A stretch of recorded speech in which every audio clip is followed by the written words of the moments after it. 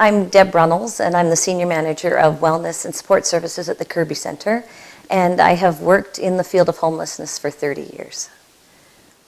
I think Calgarians don't always know what women are up against when it comes to homelessness and poverty and really trying to survive in this city.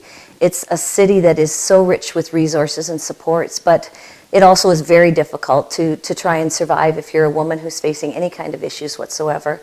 Certainly for senior women, it's very difficult for them to find a place they can call home, especially in that age 55 to 64 group.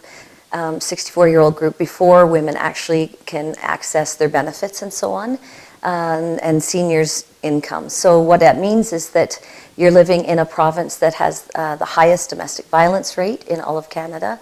You're living in a city with high rents, and we don't have the highest minimum wage. So even for women who are still working, it's very, very difficult for them to actually make ends meet and be able to work full-time and still find a home. Many of the shelters in the city, over 50% of the people who are living in the shelters are working full-time. It just means that there's just no affordable stock available in the market for rentals. There's only about 3% of rental stock available, so that's very, very low. And it means that there's a lot of competition for the safe, good apartments to live in. And then also we end up with some apartments that aren't safe to live in and are not in any way legal. So it makes it very difficult for women to survive. I think that quite often what people think is that if someone's homeless, they should just go get a job and rebuild their life. But if you're fleeing domestic violence, you've lost your life. You've lost everything that you know is familiar. Quite often women have children that they take with them. And women don't always show up in the homeless counts as well because they have children. Quite often family members will take them in, they'll couch surf and so on. So it's still not home. And children still aren't living in a place where they can say they belong, but it's at least off the streets. And I think as Calgarians, when we see someone that obviously is struggling or facing homelessness, it's really amazing if you could, instead of looking at them and filling in the blanks for yourself, wonder about the story that goes behind what you see, because there's always a story there, and some of those stories are just so painful, it's heartbreaking. You know, it's kind of interesting because you hear the word homeless all the time. It's in the news. You hear a lot of donors saying, you know, we've been giving money to this forever, and the problem isn't being solved. But it's because the problem is so big, and because we're such a diverse city, we have so many immigrants coming to Calgary. So what it means is that we've got such high demands on the resources that we do have. And ending homelessness is not about just picking someone up and putting them in an apartment. This city is so incredible with the way that people come together and solve the problems. And homelessness is one that's been around, and it always will be. People will always fall into homelessness.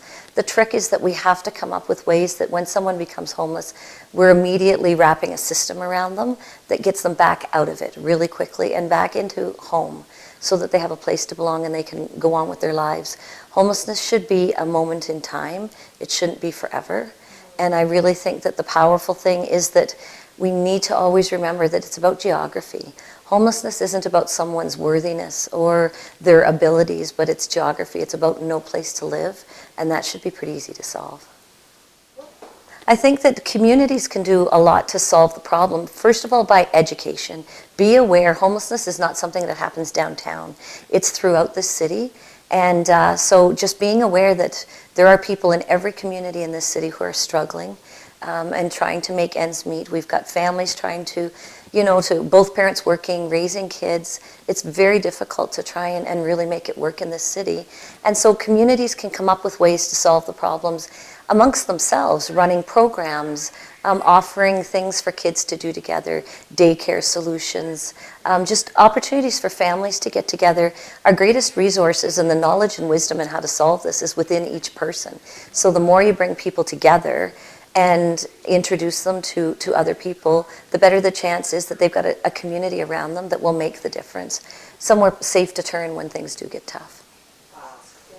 Well, it's interesting because we quite often think that people should come to us when they're in trouble. When people are in trouble, it's quite often mixed with such shame and embarrassment.